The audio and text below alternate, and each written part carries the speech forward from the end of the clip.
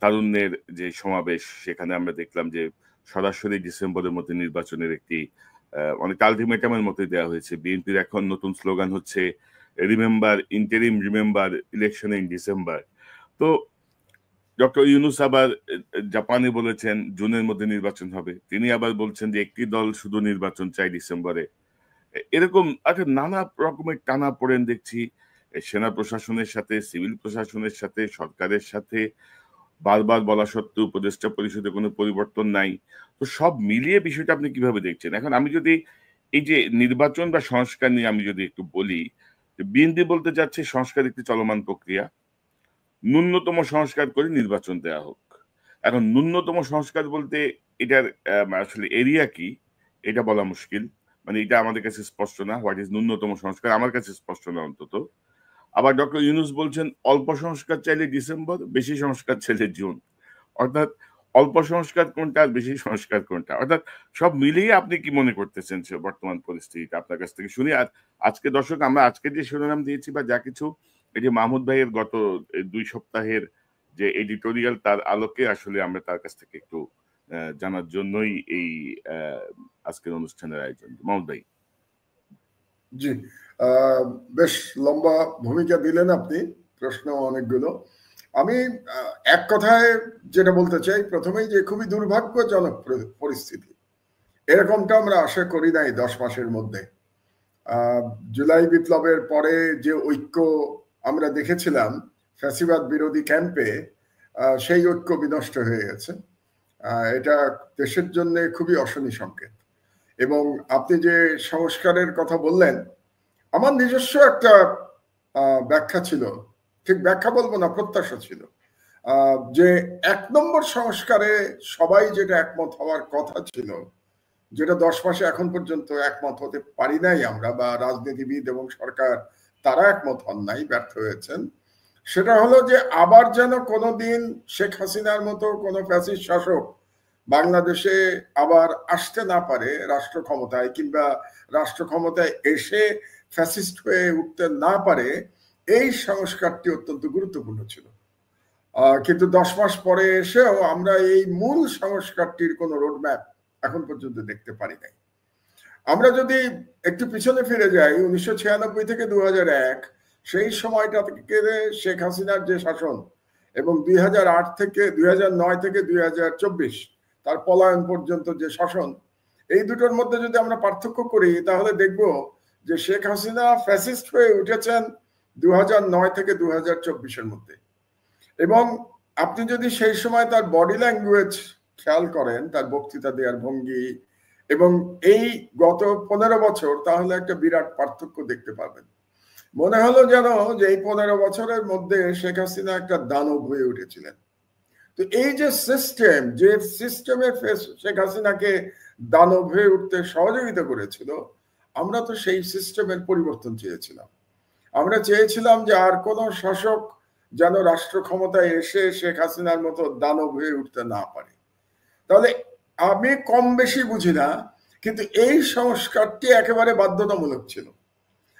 আরেকটি সংস্কার বাধ্যতামূলক ছিল, সেটা হচ্ছে জুডিশিয়ারির সংস্কার। কারণ আপনি যাই বলেন, বাংলাদেশের যে পরিস্থিতি 16 বছরে হয়েছিল, তার জন্য যদি শেখ হাসিনার বাইরে, এক্সটার্নাল ভারতের বাইরে আমি যদি কাউকে দায় দিতে চাই, তাহলে আমি 1 নম্বরে জুডিশিয়ারিকে দায় দেব। এই জুডিশিয়ারির কারণেই শেখ হাসিনা দানব হয়ে উঠতে পেরেছিলেন। এবং এই জুডিশিয়ারির কারণেই আপনার নিশ্চয়ই মনে আছে যে বেআইনি ভাবে তত্ত্বাবধায়ক সরকার প্রথা বাতিল করে দেওয়া হয়েছিল, বেআইনি ভাবে নানা রকম বিধিনিষেধ আরোপ করা হয়েছিল ভিন্ন মতের উপরে। এমনকি এমন একটা অবস্থা ছিল যে তারেক রহমানের বক্তৃতা প্রচার করা যাবে না। আপনি নিজে জেলে গেছিলেন, যে কারণে এখন হয়তো বিএনপি ভুলে গেছে। বিএনপি আবার উপকার বেশ তাড়াতাড়ি ভুলে যায়, যে আপনি জেলে গেছিলেন কিন্তু তারেক রহমানের লাইভ বক্তৃতা প্রচার করার জন্য। এটা আমি একটু মনে করিয়ে দিলাম দর্শকদের। আপনি হয়তো নিজেরটা বলতে একটু কুণ্ঠিত হবেন, লজ্জাবোধ করবেন, এই জন্য আপনাকে আমি বলে দিলাম যে আপনি কেন জেলে গিয়েছিলেন। আজকে আমি দেখতে পাই যে বিএনপি আপনাকে ট্রোল করে, বিএনপি আপনাকে নিয়ে নানা রকম কথা বলে, অথচ এই বিএনপির যিনি প্রধান নেতা, তার বক্তৃতার কারণে আপনাকে জেলে যেতে হয়েছিল, আপনার পরিবার লাঞ্ছিত হয়েছিল, আপনার বোনকে ধরে নিয়ে কি রকম অত্যাচার করা হয়েছিল, আপনারা সপরিবারে দেশ ছাড়তে বাধ্য হয়েছেন। এগুলো বিএনপির নেতারা জানেন কিনা, জানলেও স্বীকার করতে চান না বর্তমানে মনে হচ্ছে। তো আমরা চাই নাই যে আবার এরকম শেখ হাসিনা তৈরি হবে বাংলাদেশে, যে কনক সরোয়ারের বোনকে জেলে ধরে নিয়ে যাবে। এরকম পরিস্থিতি যেন না হয়। তাহলে এটা না হতে গেলে বিচার বিভাগ অত্যন্ত গুরুত্বপূর্ণ। তো সেখানে আমরা সংস্কার চেয়েছিলাম। আমার কাছে যেটা মনে হয় সেটা হলো যে যেটা সবচেয়ে বড় ভুল হয়েছে ডক্টর ইউনূস এবং তার উপদেষ্টা মণ্ডলীর বা তার পরামর্শকদের, যে তারা সংস্কারগুলোর একটা প্রায়োরিটি ঠিক করতে পারেন নাই। এই প্রায়োরিটি ঠিক না করতে পারাটা এই সরকারের সবচেয়ে বড় ব্যর্থতা বলে আমি মনে করি। আর এই কারণে এটা একটা কারণ। আর অপরদিকে আমরা যদি বিএনপির দিকে তাকাই, তাহলে দেখব যে বিএনপি এখন যে ভাষায় কথা বলছে ডক্টর ইউনূস সম্পর্কে, সেই ভাষার সাথে হাসিনার ভাষার কিন্তু খুব একটা পার্থক্য নাই। তো এই ধরনের ভাষা তারা ব্যবহার করছে। তারা বলতে চাচ্ছে বর্তমান সরকারের সাথে নাকি শেখ হাসিনার সরকারের তুলনা চলে। আমি মনে করি এটা বিএনপির পক্ষ থেকে এক ধরনের অকৃতজ্ঞতা। কারণ শেখ হাসিনার সরকারের সময় হলে, আমি আমার কথা বলি, বিএনপিটা আমি বাদই দেই, কৃতজ্ঞতা যার যার ব্যাপার, আমি বাংলাদেশে আসতে পারতাম না। আমি আমার এই এই একেবারেই বয়োবৃদ্ধা মায়ের পাশে থাকতে পারতাম না। আমার মা এখন শয্যাশায়ী। কখনো তিনি আমাকে চিনতে পারেন, কখনো চিনতে পারেন না, এরকম অবস্থায় আছেন, এই বয়সে যা হয়। তো এই সময় যে আমি তার পাশে থাকতে পারছি, এটা আমি পারতাম না এই জুলাই বিপ্লব না হলে। আমি আমার দেশ আবার চালু করতে পারতাম না। আমার দেশের এতগুলো সাংবাদিক আবার চাকরি ফিরে পেতেন না, এবং তারা যে আনন্দের সাথে এখন আবার সাংবাদিকতায় ফিরে আসতে পেরেছেন, সেই আনন্দ আপনি বাংলাদেশে আসলে দেখতে পেতেন আর কি। তাদের চোখে মুখে সর্বক্ষণ আনন্দ যে তারা আবার পত্রিকায় কাজ করতে পারছেন। তো এটার জন্য আমি কিন্তু কৃতজ্ঞ, আমার দেশ পরিবার কিন্তু কৃতজ্ঞ জুলাই বিপ্লবের কাছে, জুলাই বিপ্লবীদের কাছে। এখন বিপ্লবীদেরও অনেক ভুল হয়েছে। তো তাহলে আমি যেটা বলতে চাচ্ছি সেটা হলো যে বিএনপি যে ভাষায় কথা বলছে প্রফেসর ইউনূস সম্পর্কে, কিংবা তারা শেখ হাসিনার ল্যাঙ্গুয়েজ যে ব্যবহার করছে, এটাতে আমি অবাক হচ্ছি যে এই ভাষা তারা কিভাবে ব্যবহার করে, কিংবা বর্তমান সরকারকে কেমন করে তারা শেখ হাসিনার সরকারের সাথে তুলনা করতে পারে আমি জানি না। রাজনীতিবিদদের মন মানসিকতা আমি বুঝতে পারি না, কারণ আমি নিজে রাজনীতিবিদ নই।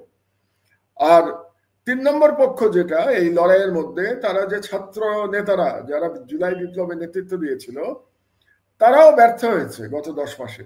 তারা নিজেদের একটা ভালো করে দল গোছাতে পারে নাই, এবং তাদের যে অনভিজ্ঞতা এটা প্রতি পদে পদে দেখা গেছে। তাদের মধ্যে যে আদর্শিক বিরোধ আছে এটা দেখা গেছে। তারা ঠিক করতে পারছে না এখনো যে তারা তাদের আদর্শ হিসেবে কোনটাকে ধরে দেবে। আদর্শ হিসেবে তারা একটা মধ্যপন্থার দিকে বোধহয় থাকতে চাচ্ছে। তারা একটু ইসলাম প্রশ্নে মাঝে মাঝে তাদের কোনো কোনো নেতাকে একটু অস্বস্তিকর অবস্থায় দেখা যাচ্ছে। তারা আবার কেউ কেউ পোস্ট দিচ্ছেন, পোস্ট দিয়ে আবার পোস্ট মুছে ফেলছেন, আবার পোস্ট দেওয়ার জন্য দুঃখ প্রকাশ করছেন। এটাও একটা আশ্চর্য ব্যাপার যে বর্তমান সরকারি উপদেষ্টারা কথায় কথায় পোস্ট দেন, স্ট্যাটাস দেন বিভিন্ন জায়গায়, ইনস্টাগ্রামে কিংবা ফেসবুকে। তারা জানেন না যে উপদেষ্টার চেয়ারে বসে এগুলো করা যায় না। তো এই কমন সেন্স যাদের নাই, তারা কিভাবে রাষ্ট্র চালাবেন? সুতরাং ছাত্ররাও যেটা করেছে, তারা দল করতে পারেনি। এবং তার চেয়ে বড় কথা হলো যে কোনো কোনো ছাত্র নেতার নামে দুর্নীতির অভিযোগ উঠছে। এটাও খুব দুর্ভাগ্যজনক। আপনি জানেন যে দুজন উপদেষ্টার সম্ভবত পিএসকে তাদের বিরুদ্ধে তদন্ত চলছে, এবং তাদের বিদেশ যাওয়ার উপরে বিধিনিষেধ আরোপ করা হয়েছে দুদকের তরফ থেকে। তো সেটাও আমরা কিন্তু ভাবি নাই যে 10 মাসের মধ্যে এই সরকারের কোনো উপদেষ্টার অথবা তার পিএস এর বিরুদ্ধে দুর্নীতির অভিযোগ উঠবে। তো সব মিলে আমি যেটা দেখতে পাচ্ছি যে একটা মুখোমুখি অবস্থানে দাঁড়িয়ে গেছে, এবং এমন মুখোমুখি অবস্থানে দাঁড়িয়ে গেছে যে আমি বাংলাদেশের ভবিষ্যৎ নিয়ে শঙ্কিত বোধ করছি। এবং আরো দুর্ভাগ্যজনক হচ্ছে যে জুলাই বিপ্লবের যে ঐক্যে ফাটল ধরার সুযোগে কিন্তু বাংলাদেশে যারা ফ্যাসিবাদের দোসর ছিল তারা মাঠে নেমে পড়েছে। আমি দেখলাম যে কিছু বামপন্থী দল আজকে বিবৃতি দিয়েছেন ইউনূসের বিরুদ্ধে এবং বলতে গেলে বিএনপির পক্ষে। এই বামপন্থী দলগুলো কিন্তু ফ্যাসিবাদের সহযোগী ছিল। আজকে জাতীয় পার্টি মাঠে নামার হুমকি দেয় যে আগামীকাল থেকে তারা মাঠে নামবে। এই জাতীয় পার্টি ফ্যাসিবাদের দোসর ছিল। তো এই ফ্যাসিবাদের দোসর এই বামপন্থী দলগুলো, সিপিবি এবং এই জাতীয় দল যারা সারাক্ষণ দালালি করেছে হাসিনার, এবং জাতীয় পার্টি, তারা নামার সাহস পাচ্ছে কারণ জুলাই বিপ্লবে ঐক্য আর নাই। আর আরেকটা দুর্ভাগ্যজনক ব্যাপার হচ্ছে যে ভারত থেকে যে বয়ান দেয়া হচ্ছে নির্বাচনের ব্যাপারে, সেই বয়ান সাথে বিএনপির বয়ান এবং আমাদের সেনাপ্রধানের বয়ান মিলে যাচ্ছে। এটা খুব দুর্ভাগ্যজনক। আমি জানি না ভারত এটা ইচ্ছা করে করছে কিনা, সেটা আমার জানা নাই। কারণ হচ্ছে যে নির্বাচন নিয়ে ভারত এক্স্যাক্টলি যা বলছে একই কথা বিএনপি, একই কথা বাংলাদেশের আর্মি চিফ বলছেন। এমনও হতে পারে ভারত এটা বাংলাদেশের মিলিটারি প্রধান এবং বিএনপিকে বিতর্কিত করবার জন্য করছেন, হতেও পারে। আমি বলছি আর কি যে তারা হয়তো এগুলো বলে তারা বিতর্কিত করছেন বিএনপিকে, তারা বিতর্কিত করছেন সেনাপ্রধানকে এবং বাংলাদেশের ফাটলটাকে আরো বিস্তৃত করছেন।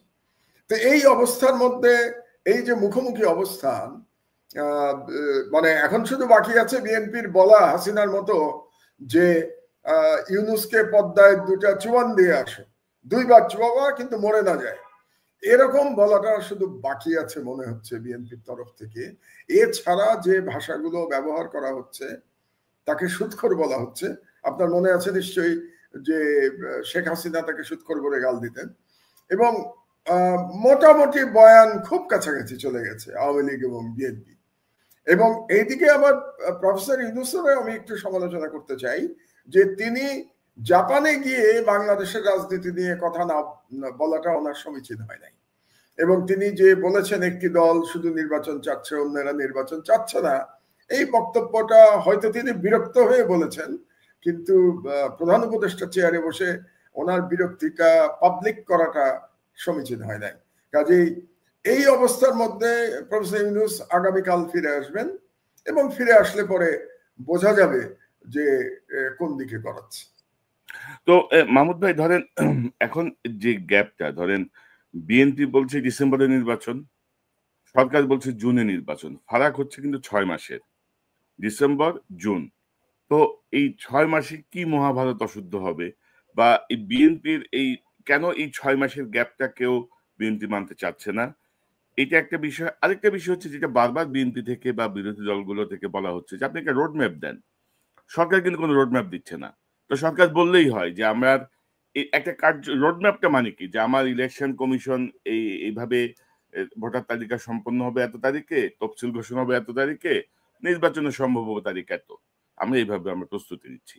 তো এই জায়গাটা কিন্তু সরকার কিন্তু এক ধরনের রিজিকনেস দেখাচ্ছে যে না, কোনো রোড ম্যাপ নাই, বারবার বলা হচ্ছে। তো বিএনপি আবার এটাকে বড় একটা ইস্যু করছে যে আমরা তো নির্বাচন চাচ্ছি না, আমরা একটা রোড ম্যাপ চাচ্ছিলাম, সেই রোড ম্যাপ দিতে আপত্তি। তো আপনি কি মনে করেন ডিসেম্বর জুন রোড ম্যাপ কি মনে করেন, কোথায় সমস্যা? না, এখন তো মূল সমস্যা হচ্ছে আস্থার সংকট। বিএনপি এবং প্রফেসর ইউনূস মনে হচ্ছে একজন আরেকজনকে বিশ্বাস করতে পারছেন না। কারণ বিএনপির 6 মাসে খুব বেশি রিয়াক্ট করার কথা ছিল না, কিন্তু বিএনপি কেন রিয়াক্ট করছে? আজকে বিএনপির একজন সিনিয়র নেতা বলেছেন যে জুনে নির্বাচন হওয়া মানে আর কখনো নির্বাচনই হবে না। তো এই ধরনের কথা উনি কেন বললেন? তার মানে উনি যেটা বলতে চাচ্ছেন যে জুন পর্যন্ত নিতে পারলে ডক্টর ইউনূস আর নির্বাচন দেবেন না। এটা আমার কাছে মনে হচ্ছে এটা খুব যুক্তিসঙ্গত কথা নয়। কিন্তু তারপরেও যেটা আপনার সাথে আমি একমত যে ইউনূস সাহেব বলছেন যে তার রোড ম্যাপ অনুযায়ী ডিসেম্বর থেকে জুনের মধ্যে উনি নির্বাচন দেবেন। তো এখন যেহেতু বিএনপি সেখানে আস্থা পাচ্ছে না, কাজেই প্রফেসর ইউনূসের একটু পরিষ্কার করা উচিত, খোলাসা করা উচিত যে কেন উনি জুন পর্যন্ত সময় চাচ্ছেন। এই জুন পর্যন্ত সময় পেলে উনি কি কি কাজ করবেন। তিনি যে বলছেন যে কম সংস্কার হলে ডিসেম্বর, বেশি সংস্কার হলে জুন, তো এখন বিএনপি যদি বলে যে আমরা কম সংস্কার চাই, তাহলে তো ওনার কথা অনুযায়ী ওনাকে ডিসেম্বরে নির্বাচন দিতে হবে। এখন কম সংস্কারটা মানেটা কি, এটা কিন্তু কেউ ডিফাইন করে নাই। আর বেশি সংস্কার মানে কি, এটাও কেউ ডিফাইন করে নাই। এটা না ডিফাইন করা হয়েছে বিএনপির কাছ থেকে, না ডিফাইন করা হয়েছে সরকারের তরফ থেকে। আমি আবার যেটা জেনেছি এখন পর্যন্ত, যে মূল যে সংস্কারের ব্যাপার, একটা ফান্ডামেন্টাল, যে পরপর দুবার প্রধানমন্ত্রী, বেশি প্রধানমন্ত্রী থাকতে পারবে না, এটা কিন্তু বিএনপিও এক সময় প্রস্তাব করেছিল বলে আমার 31 দফার মধ্যে সম্ভবত এটাও একটা দফা আছে। তো এখন বিএনপি নাকি ওটা মানতে রাজি হচ্ছে না। তারা এখন নতুন থিওরি নিয়ে এসছে, তারা বলছে না পরপর 3 বার হতে পারবে না, অর্থাৎ 2 বার হবে, তারপরে একবার গ্যাপ দিয়ে আবার 2 বার হতে পারবে, এরকম একটা থিওরি বিএনপি নিয়ে আসছে, অনেকটা রাশিয়ার পুটিনের মতো। পুটিন কিন্তু এরকম থিওরি দিয়ে দিয়েই পুটিন এখন পর্যন্ত লম্বা সময় ক্ষমতায় টিকে আছে। আর সরকার থেকে বলা হচ্ছে 2 বারের বেশি প্রধানমন্ত্রী হতে পারবে না। আমার ব্যক্তিগত ধারণা বাংলাদেশের অধিকাংশ জনগণ এটার পক্ষে থাকবেন, যে 2 বারের বেশি প্রধানমন্ত্রী কেউ হতে পারবেন না। কারণ পরপর 3 বার প্রধানমন্ত্রী থেকে শেখ হাসিনা বাংলাদেশকে কোথায় নিয়ে গেছেন এটা আমরা দেখতে পেয়েছি। কাজেই ওই যে সিঁদুরে মেঘ দেখলেই ভয় পায় ঘর পোড়া গরু, এটা কথা আছে না? তো সেরকমই শেখ হাসিনাকে দেখে তো অবশ্যই বাংলাদেশের জনগণের মনে একটা ভয় আছে যে আবার একটা ফ্যাসিস্ট শাসক বাংলাদেশে চলে আসবে। কিন্তু ইউনূস সাহেবের যেটা সমস্যা হলো যে উনি এত রিজিড হয়ে আছেন, শুধু উনি বলে যাচ্ছেন ডিসেম্বর থেকে জুন, উনি ব্যাখ্যা করছেন না কেন জনগণকে যে কেন ওনার এই সময়টা দরকার, জুন হলে উনি কি কি কাজ করতে পারবেন, এবং এটা তো জনগণকে ওনার বোঝাতে হবে। এবং আমি মনে করি যে এখন পর্যন্ত সংস্কারের মূল সংস্কার যে কাজটা করছেন ডক্টর আলী রিয়াজ, এখন পর্যন্ত তাদের প্রোগ্রেস তো নাই বললেই চলে। এখন শুনছি যে আরেক রাউন্ড নাকি তারা আলোচনা করবেন, আলাপ আলোচনা করবেন দলগুলোর সাথে। তো সে এখন কবে আলাপ আলোচনা, এটা কত রাউন্ড হবে, এটা কি অনাদি অনন্তকাল চলবে, এটা কি ওপেন এন্ডেড, নাকি এটার একটা টাইম ফ্রেম আছে যে এর মধ্যে তারা আলাপ আলোচনা করে তারা একটা ঐক্যমতে পৌঁছাবেন? আর একটা প্রশ্ন আমার মাথায় আসে, যদি কোনো ঐক্যমত না হয় তাহলে কি হবে? যদি বিএনপি বলে যে না আমরা 2 বারের প্রধানমন্ত্রীতে আমরা রাজি না, তো আপনি বিএনপিকে ইগনোর করে কিভাবে সংস্কার করবেন? যদিও প্রফেসর ইউনূস জাপানে বলেছেন যে মাত্র একটি দল চাচ্ছে যে নির্বাচন ডিসেম্বরে হোক, কিন্তু সেই একটি দলটা কিন্তু বাংলাদেশের সব থেকে পাওয়ারফুল দল, বর্তমানে সব থেকে বড় দল। তো আপনি সব থেকে বড় দলকে ইগনোর করেও তো আগাতে পারবেন না, আপনি কাজ করতে পারবেন না। আবার এদিকেও প্রশ্ন আছে, যেমন বিএনপি থেকে বলা হয়েছিল, একজন নেতা বলেছিল যে আমরা চাই না প্রফেসর ইউনূস পদত্যাগ করুন, কিন্তু তিনি পদত্যাগ করলে জাতি বিকল্প বেছে নেবে, তার মানে পদত্যাগে তার আপত্তি নাই। কিন্তু তিনি যেটা বললেন, তিনি কি বুঝতে পেরেছেন তিনি কি বলেছেন? কারণ হচ্ছে যে ধরুন আমরা যদি হাইপোথেটিক্যালি ধরে নেই ইউনূস সাহেব পদত্যাগ করলেন, তাহলে কে হবেন প্রধান উপদেষ্টা? এ ব্যাপারে কি বাংলাদেশের যে দলগুলো তারা একমত হতে পারবে? জামাত, বিএনপি এবং এনসিপি, অন্য দলের কথা আমি বাদই দিলাম। এনসিপি যদিও দল হিসেবে খুব ছোট, কিন্তু যেহেতু তারা জুলাই বিপ্লবের নেতৃত্ব যারা দিয়েছে তারাই এই দলটা করেছে, তার একটা আলাদা আলাদা মূল্য আছে এই দলের। ভোটের মাঠে না হোক, কিন্তু পিপল পারসেপশনে এই দলের একটা মূল্য আছে। তো আপনি এই দলকে ইগনোর করতে পারবেন না। তাহলে পরবর্তী যিনি সরকার প্রধান হবেন তার ব্যাপারে আমি তো নিশ্চিত যে বিএনপি, জামাত এবং এনসিপি একমত হতে পারবে না। তো একমত না হলে তখন দেশের কি অবস্থা হবে? তাহলে আপনারা কি আবার একটা 1-11-2 এর দিকে আগাচ্ছেন? এবং 1-11-2 যদি বাংলাদেশে হয়, এটা কি বিএনপির জন্যও খুব ভালো হবে? 1-11 এর অভিজ্ঞতা বিএনপির তো মনে থাকার কথা, এবং বিএনপি সব থেকে বেশি ক্ষতিগ্রস্ত হয়েছিল 1-11 সময়, সব থেকে বেশি অত্যাচারিত হয়েছিল।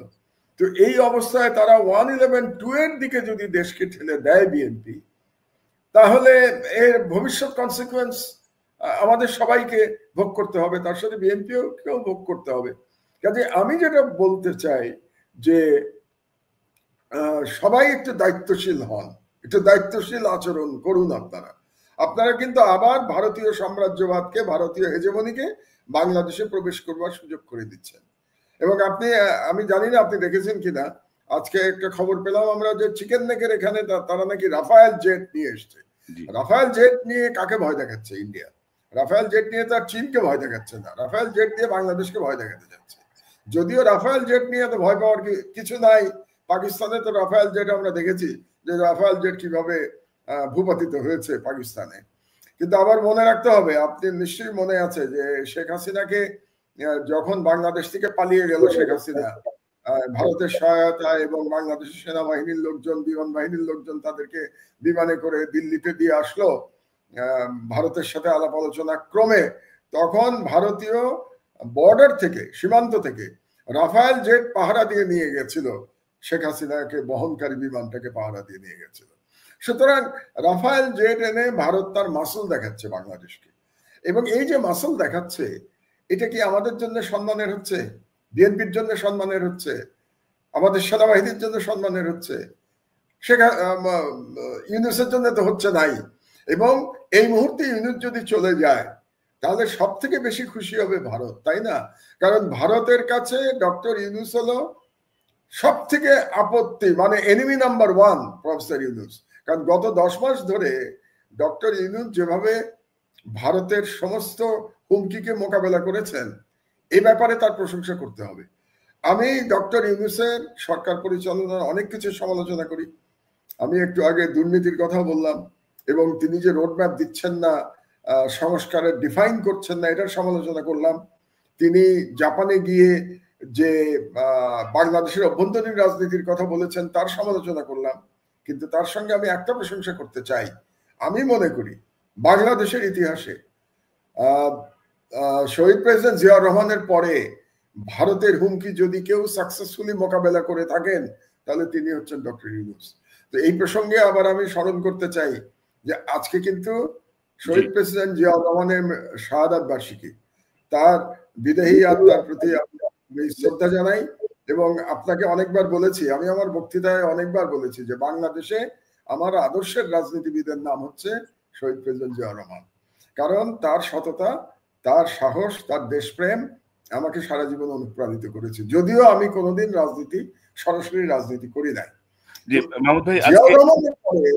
জিয়াউর রহমানের পরে আমি মনে করি ইউনুস সাহেবের মতো করে কেউ ভারতকে এত কনফিডেন্সের সাথে মোকাবেলা করেন নাই। এবং আমি আমার বিবেচনায় এই গত 10 মাসে আসলে ইউনুস কি বলে কূটনৈতিক ভাবে বা ইন্টারন্যাশনাল এরেনাতে ভারতকে পরাজিত করেছেন। এটা আমাদের জন্য খুব গর্বের কথা। তো আমি যেটা সবসময় বলার চেষ্টা করি, যার যেটা প্রাপ্য তাকে সেটা দেওয়া উচিত। কাজে আমার আহ্বান থাকবে সব রাজনীতিবিদদের প্রতি যে তারা যেন, রাজনীতিবিদ এবং সরকার উভয়ের প্রতি আমার আহ্বান থাকবে যে আপনারা দায়িত্বশীল আচরণ করুন। যে ভারতকে আমরা পরাজিত করতে পেরেছি আমাদের মহান জুলাই বিপ্লবের মাধ্যমে, আল্লাহর ওয়াস্তে সেই ভারতীয় সাম্রাজ্যবাদকে আপনারা আবার বাংলাদেশে ডেকে নিয়ে আসবেন না। জি মাহমুদ ভাই, শহীদ রাষ্ট্রপতি জিয়াউর রহমানের এই মৃত্যুবার্ষিকীতে আমরা তার আত্মার মাগফিরাত কামনা করি। আমাদের আসলে এটা পয়েন্ট ছিল, আমরা শেষের দিকে এটা নিয়ে আলোচনা করতাম, একটা কম্পারেটিভ বিশ্লেষণের দিকে যাওয়ার ইচ্ছা ছিল। যাই হোক, প্রসঙ্গটা এসছে। আমি যে প্রসঙ্গটা আপনি বলছেন যে অবশ্যই এখানে ছাড় দেওয়ার কোনো সুযোগ নাই। 2 টার্মের বেশি বাংলাদেশের প্রধানমন্ত্রী থাকতে পারবে না। মিনিমাম এটাতে ঐক্যমত হতে হবে। আর এটাতে যদি ঐক্যমত না হয় তাহলে নির্বাচন যতই করেন না কেন অন্য কোনো সংস্কারের কোনো ভ্যালু আমার কাছে নাই। আর যদি আরো এখানে প্রশ্ন আছে যে ঠিক আছে বিএনপি এখন মানলো, মেনে তারপরে সে ক্ষমতায় গিয়ে এই সংস্কার প্রস্তাব ছুঁড়ে ফেলে দিল, তখন আপনি কি করবেন? কিভাবে আটকাবেন সেটাকে? কারণ আমরা তো ধরে নিচ্ছি যে আগামী নির্বাচনে বিএনপি জয়লাভ করবে। এখন পর্যন্ত তাই মনে হচ্ছে, কোনো অল্টারনেটিভ তো আমার চোখে পড়ছে না। যে বিএনপি জয়লাভ করার কথা, তো বিএনপি জয়লাভ করে তারা যদি সিনসিয়ার না থাকে সংস্কারের উপরে, কোন নেতা কিন্তু বিএনপির বলেছেন যে এই সমস্ত সংস্কার আমরা মানবো না, এরকম বক্তব্য আমরা শুনেছি। তো সেক্ষেত্রে বাংলাদেশের ভবিষ্যৎ আবারও আমাদের হয়তো লড়াইতে নামতে হবে। যেটা আমি আমার লেখায় আমি লিখেছিলাম এই বুধবারের আগের বুধবারে, যে জুলাই বিপ্লব অসমাপ্ত থেকে গেছে, হয়তোবা জুলাই বিপ্লব সমাপ্ত করতে হবে। তো এটা একটা আশঙ্কা তো আমাদের আছেই। কিন্তু আমি তো এখন যেটা দেখতে পাচ্ছি তাতে কি নির্বাচন পর্যন্ত প্রফেসর ইউনুস টেনে নিয়ে যেতে পারবেন? কারণ আলটিমেটাম দিয়ে দিয়েছে বিএনপি, ডিসেম্বরের মধ্যেই নির্বাচন হতে হবে। এবং আলটিমেটাম কে দিয়েছে? বিএনপির যিনি কার্যত এখন প্রধান ব্যক্তি তিনি দিয়েছেন, তারেক রহমান দিয়েছেন যে ডিসেম্বরের মধ্যেই নির্বাচন হতে হবে। So that's ultimatum. তো এই আলটিমেটাম যদি ইউনুস সাহেব না মানেন তাহলে তো রাস্তায় তো শক্তি বিএনপি দেখাতেই পারে, তো রাস্তায় শক্তি দেখিয়ে যদি সরকার অচল করে দেয় তাহলে বাংলাদেশ কি হবে আপনি আমি কেউই জানি না। সুতরাং আমার মনে হচ্ছে যে আগামী অন্তত 2 মাস বাংলাদেশের জন্য খুব গুরুত্বপূর্ণ, খুবই অনিশ্চয়তা বিরাজ করছে, এবং এই 2 মাস পরে আমরা বুঝতে পারবো যে আসলে কি আমরা একটা গণতান্ত্রিক ট্রানজিশন হবে নাকি আবার আমরা অনিশ্চয়তার মধ্যে যাব, আবার কেওস শুরু হবে। আরেকটি কথা আমি বলতে চাই, শহীদ জিয়ার প্রসঙ্গ যেহেতু এসছে আমাদের, এবং আমি বলছিলাম যে 72-এর সংবিধান আর শহীদ জিয়ার সংবিধানের মধ্যে পার্থক্যটা আমি একটু বলবো। 1 নম্বর হচ্ছে যে 72-এর সংবিধান বলে তো কিছু নাই, সংবিধান বলে তার এই সংবিধানকে শেখ মুজিবুর রহমানই ধ্বংস করে গেছিলেন, কারণ তিনি বাকশাল কায়েম করেছিলেন, একদলীয় রাষ্ট্র ব্যবস্থা। তো জিয়াউর রহমান সাহেব এসে আবার গণতন্ত্র ফিরিয়ে এনেছিলেন। তার থেকে একটা বড় ফান্ডামেন্টাল চেঞ্জ করেছিলেন জিয়াউর রহমান। তিনি আমাদের সংবিধানে বিসমিল্লাহির রহমানির রহিম নিয়ে এসেছিলেন। তিনি আমাদের সংবিধানে আল্লাহর প্রতি পূর্ণ আস্থা এবং ঈমান নিয়ে এসেছিলেন। এবং তিনি আরেকটি পরিবর্তন করেছিলেন, সংবিধানে তিনি লিখেছিলেন যে মুসলিম উম্মার সাথে সম্পর্ক উন্নত করাটা হবে আমাদের সংবিধানের ওয়ান অফ দ্য, মানে যেটাকে বলি আমরা নীতি, ওয়ান অফ দ্য ক্লজ ছিল এটা আমাদের নীতি। তাহলে এই যে বাংলাদেশে সংখ্যাগরিষ্ঠ জনগোষ্ঠী, 90% জনগোষ্ঠীর যে ধর্মীয় চিন্তা চেতনা ঐতিহ্য, এটাকে তিনি ফিরিয়ে নিয়ে এসেছিলেন তার সংবিধানে জিয়াউর রহমান সাহেব। তো এখন আমার কাছে খুব অবাক লাগে যখন আমি দেখতে পাই বিএনপির কোনো নেতার বক্তব্যের মধ্যে আমি শেখ হাসিনার বয়ানের রিপিটেশন দেখতে পাই, এবং সেই বয়ানটা কি যে বাংলাদেশে এক ধরনের সেকুলার কথাবার্তা দেখতে পাই তারা বলেন, এবং ইন্ডিয়ান বয়ানের সাথে মিলে যায় বিএনপির কোনো নেতার বয়ান। তারা বাংলাদেশে আবার মৌলবাদের জুজুর কথা বলেন, বাংলাদেশের জঙ্গিবাদের কথা বলেন। তার মানেটা হলো যে ইয়ের সময়, মানে আওয়ামী লীগের সময় 16 বছরে যে ইসলাম বিদ্বেষের যে একটা পটভূমি ছিল এবং লড়াইটা ছিল মুসলমানদের বিরুদ্ধে, ভারতীয় যে লড়াইটা চাপিয়ে দিয়েছিল, দুর্ভাগ্যজনকভাবে যেই দল জিয়াউর রহমান সাহেব সৃষ্টি করেছিলেন, যেই দলের যিনি আমাদের সংবিধানে বিসমিল্লাহির রহমানির রহিম নিয়ে এসেছিলেন, সেই দল আজকে ভারতীয় ইসলাম বিদ্বেষী বয়ানের কথা বলছে। তো এটা একটা, আমি মনে করি এটা একটা মেরুকরণ হচ্ছে, নতুন ধরনের মেরুকরণের দিকে আমরা বোধহয় যাচ্ছি, এবং এই মেরুকরণ আমরা মিডিয়াতেও দেখতে পাচ্ছি, মানে বিএনপি সমর্থক মিডিয়াতেও আমরা এই ধরনের মেরুকরণ দেখতে পাচ্ছি। এখন মাহমুদ ভাই, যে ধরেন আমরা এই সরকার গঠন হওয়ার পর থেকে আমরা তো বলবো যে আপনি সহ আমরা আলোচনা করেছি যে উপদেষ্টা পরিষদে যাদেরকে নেওয়া হয়েছে তাদের ব্যাপারে আমাদের পর্যবেক্ষণ ছিল প্রথম থেকেই, এবং এখন ক্রমশ যত দিন যাচ্ছে আমাদের পর্যবেক্ষণগুলো কিন্তু যে সত্য পর্যবেক্ষণ ছিল বা আমাদের যে উপলব্ধিটা বক্তব্যগুলো যে ঠিক ছিল সেটি ক্রমশ প্রমাণিত হচ্ছে। এবং আপনি যদি দেখেন যে 10 মাসে আপনি যেটি প্রথমেই বলছিলেন জুডিশিয়ারির তেমন কোনো পরিবর্তনই হয় নাই, মানে কয়েকজন বিচারপতিকে মানে অবসর দেওয়া ছাড়া যে কার্যকর যে পরিবর্তনগুলো এগুলো কিছুই হয় নাই। সবাই সবার মতো বহাল এবং সবাই সবার মতো কাজ করে যাচ্ছে, উচ্চ আদালত থেকে নিম্ন আদালত পর্যন্ত। আইন মন্ত্রণালয় একটি অকার্যকর মন্ত্রণালয় হিসেবেই অনেকের কাছে মানে মনে হচ্ছে, প্রতিভাত হচ্ছে। তো এবং আপনি যদি দেখেন যে নানা রকমের প্রতি বিপ্লবের চেষ্টা হয়েছে একদম প্রথম দিন থেকেই, নানা রকমের আন্দোলন, নানা রকমের কর্মসূচি, আনসার বিদ্রোহ, উচ্চ আদালতের একটি বিদ্রোহ, কারা বিদ্রোহ, এটা সেটা, অর্থাৎ ইউনূস সরকার কিন্তু শান্তিতে থাকতে দিচ্ছে না।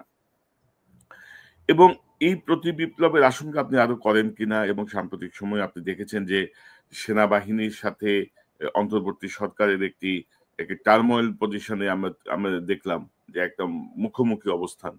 তো সব মিলিয়ে আপনি কিভাবে দেখেন, এবং উপদেষ্টা পরিষদের ভেতরে কেউ স্যাবোটাজ করছে কিনা? আপনি যদি দেখেন যে আমি গতকাল একটা অনুষ্ঠান করেছি যে 22 তারিখে ডক্টর ইউনূসের পদত্যাগের বিষয়টা সামনে আসলো, 24 তারিখে জানা গেল যে তিনি পদত্যাগ করছেন না, 25 তারিখে সরকারি কর্মচারী অধ্যাদেশ বলে 25 বলে একটা অধ্যাদেশ জারি করে সচিবালয়কে আনস্টেবল করে দেওয়া হলো, একটা অস্থিরতা তৈরি করা হলো। তো সব মিলিয়ে আসলে প্রতি বিপ্লবের আশঙ্কা কতটুকু, বা এই প্রক্রিয়াটা একটু কি যদি বলেন, কারণ আওয়ামী লীগ বেপরোয়া হয়ে গেছে রিফাইন্ড ওয়েতে ঢুকতে বা সরাসরি ঢুকতে। আপনার বক্তব্যটা একটু শুনি। না, আমি প্রথমে আসি উপদেষ্টা পরিষদ নিয়ে। আমি উপদেষ্টাদের ব্যক্তিগতভাবে কাউকে আমি সমালোচনা করতে চাই না, কিন্তু একটা জিনিস আপনার বলা দরকার যে প্রফেসর ইউনূস যাদেরকে উপদেষ্টা বানিয়েছেন, আপনি দেখবেন যে তারা সবাই প্রায় তার পরিচিত। তার মানে প্রফেসর ইউনূসের হ্যান্ডপিক ব্যক্তিরাই কিন্তু উপদেষ্টা হয়েছে, প্রথমটা বাদ দিলে। প্রথমে তো প্রফেসর ইউনূস হয়তো তখন জানতেন না, মানে 8 তারিখে যারা যারা উপদেষ্টা হয়েছে, কিন্তু পরবর্তীতে যে সমস্ত উপদেষ্টা হয়েছে সবই তো প্রফেসর ইউনূস নিজে হ্যান্ডপিক করেছেন। এটাই আমাদের ধরে নিতে হবে। শুধু উপদেষ্টা কেন, উপদেষ্টার উপদেষ্টা তো সেমি উপদেষ্টা নানা রকম লোকজন এসছে এই সরকারে, এবং তাদেরকে প্রফেসর ইউনূসই নিয়ে এসছে।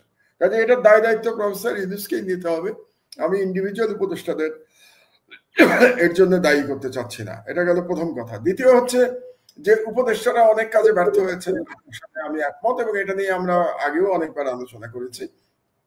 কিন্তু সরকারের বর্তমানে যে অবস্থা, সেখানে উপদেষ্টা মন্ডলীর পরিবর্তন করার আর সময় আছে বলে আমি মনে করি না। সেই পরিস্থিতি এখন নাই, এবং উপদেষ্টা মন্ডলী পরিবর্তন করে প্রফেসর ইউনূস এটাকে সামাল দিতে পারবেন বর্তমান পরিস্থিতি, সেটাও আমার কাছে মনে হচ্ছে না। কারণ একটা সরকার টিকে থাকে দুটো ফোর্সের মাধ্যমে, এটা বুঝতে হবে আমাদেরকে। প্রফেসর ইউনূস রাজনীতিবিদ নন, এই জন্য হয়তো তিনি ব্যাপারটা বুঝতে পারছেন না। একটা হলো যে স্ট্রিট পাওয়ার, মানে যে দলটি ক্ষমতায় আছে তার স্ট্রিট পাওয়ার আছে কিনা।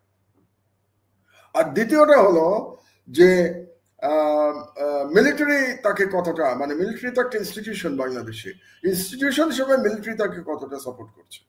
তো এই মুহূর্তে আমরা যদি প্রফেসর ইউনূসের সরকারের দিকে তাকাই, প্রফেসর ইউনূস কিন্তু এই মুহূর্তেও বাংলাদেশের সব থেকে জনপ্রিয় ব্যক্তি। আমি আপনাকে নিশ্চিতভাবে বলে দিতে পারি, যদি প্রেসিডেন্সিয়াল ইলেকশন হয় এবং প্রফেসর ইউনূস যদি ইলেকশনে দাঁড়ান, আমি মোটামুটি নিশ্চিত যে তিনি ইলেকশনে জিতবেন। এটা ব্যক্তি ইউনূস, কিন্তু ইউনূস সাহেবের সরকার তো জনপ্রিয় না, তিনি ব্যক্তি হিসেবে জনপ্রিয়। এটা গেল একটা। আর দ্বিতীয় হচ্ছে যে প্রফেসর ইউনূসের কোনো স্ট্রিট পাওয়ার নাই। স্ট্রিট পাওয়ার বিএনপির হাতে, স্ট্রিট পাওয়ার জামাতের হাতে। আর উনি যেটা আশা করেছিলেন যে ছাত্রদের হাতে স্ট্রিট পাওয়ার থাকবে, সেটা এখন আর নাই। এই 10 মাসে ক্ষয়িষ্ণু হয়ে গেছে ছাত্ররা, বিভিন্ন কারণে হয়েছে। এটা নিয়ে আমি ডিটেলস আলোচনা করতে চাচ্ছি না, আমাদের শো অনেক লম্বা হয়ে যাবে এটা নিয়ে আলোচনা করতে। বাট বাস্তবতা হলো ছাত্রদের হাতে এখন আর কোনো স্ট্রিট পাওয়ার নাই। জামাতের আছে, বাট প্রধানত বিএনপির আছে। আর কার আছে? আওয়ামী লীগের আছে, যে আওয়ামী লীগ এখন পালিয়ে আছে। তো এখন যদি বিএনপি মাঠে নামে প্রফেসর ইউনূসের বিরুদ্ধে, তাহলে বিএনপির সাথে কিন্তু আওয়ামী লীগের নেতা কর্মীরাও মাঠে নেমে যাবে। এটা সম্পর্কে আপনি নিশ্চিন্ত থাকেন। এমনকি ভারত থেকে নির্দেশ চলে আসবে আওয়ামী লীগের প্রতি যে তোমরা ইউনূস বিরোধী আন্দোলনে মাঠে নাও। তার মানে পুরো স্ট্রিট পাওয়ারটা সরকারের বিরুদ্ধে চলে যাবে, ইউনূস সাহেবের বিরুদ্ধে চলে যাবে। ওদিকে সেনাবাহিনীর সাথেও তার দূরত্ব তৈরি হয়েছে। কি কারণে তৈরি হলো সেটা নিয়ে আমরা সেনা প্রধানের যে লাস্ট বক্তব্য নিয়ে অনেক বিতর্ক তৈরি হয়েছে, এটা নিয়ে হয়তো আমরা আলাদা আলোচনা করতে পারি এরপরে। তো সেনাবাহিনীর সাথে ওনার দূরত্ব তৈরি হয়েছে। তাহলে প্রফেসর ইউনূস সরকার টিকাবেন কি করে? তার নিজের ব্যক্তিগত জনপ্রিয়তা নিয়ে কোনো সন্দেহ নাই, কিন্তু যদি